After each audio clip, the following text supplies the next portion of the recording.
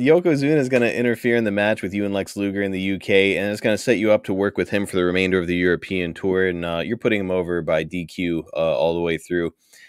Jim, working with Yokozuna in the ring, I know that you had maybe not the best experience whenever he squashed you and cracked a couple ribs. But what was it like moving forward when you get in there with him?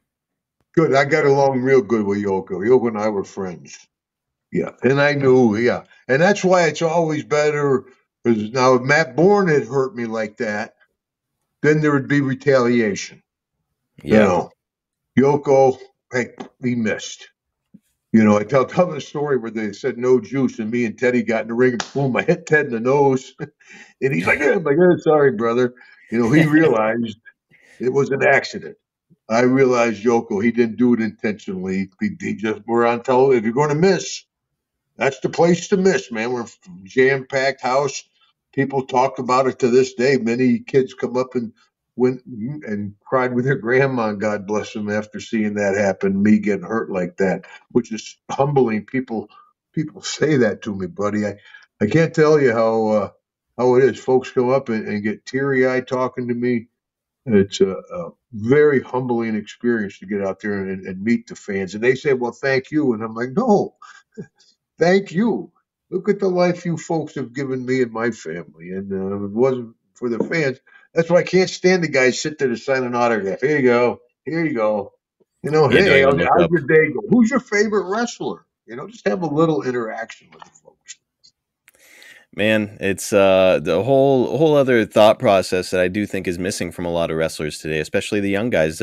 I've seen them doing the autograph signings. They don't even look up; they just sign the thing, and the guy, Yeah. their fan Well, you moves know, it's on. only human nature to get the big head. I mean, I got it too. Everybody gets it. I mean, you work hard, you work very hard to get to the spot. All of a sudden, boom, you're a star. You're on TV. You got action figures. You got all kinds of merchandise. People all like you. Oh, holy smokes. Come back to reality. You know, it takes a little while. Some folks never come back to reality, but most folks come back to reality. And that's why yeah, in general, the older guys are a little more receptive than a lot of the young guys because they don't realize how important the fans are. I did want to ask you. I know that Yoko missed on TV, and it certainly wasn't on purpose. But whenever he would hit you with the bonsai drop, which he's going to many, many times following this, as you guys work together, any nerves or apprehension, or you feel good about it? A couple of Hail Marys and Our Fathers usually. Oh, Ben. Talking about an eclipse too. You're laying there, and the Oh ring yeah. starts moving like an earthquake. You're laying, it's getting closer. He's getting close, and all of a sudden stops. That means he's in the air. And it's like a giant eclipse of all the lights in the building. Oh, Yoko land on you. Yeah. Yeah. It was but like working with Andre or working with anybody like that, or guys that younger, smaller guys that I worked with, you got to trust the guy you're working with. As we said before, he's not your opponent. He's your partner.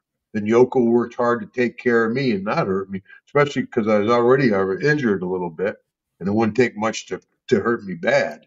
And so he took good care of me. Yeah. It's nice when those big guys take care of you. It's certainly better Andre than the took other way. care of me. They could be heavy-handed if they wanted, but Yoko, yeah, he was. I enjoyed working with him. The gimmick worked well. Mr. Fuji added to it. I mean, I tell kids at the indie shows that all the manager is a big part of the show. The referee, it's the more people out there, more to the mix. And a lot of guys don't realize is the ring announcer. I do so many independent shows back in the day with the ring announcers out there in a t-shirt and a pair of sweats. The ring announcer is in the ring more than anybody. He's a huge part of the show. Your ring announcer should have sport coat and tie, make a presentation because the ring is your stage. Yep. I totally agree, and it does stand out when a guy's just out there in like a t-shirt. It's like, come on, especially when you saw the way that If Howard it's Finkel not a would big dress. deal to you, it's not a big deal to them.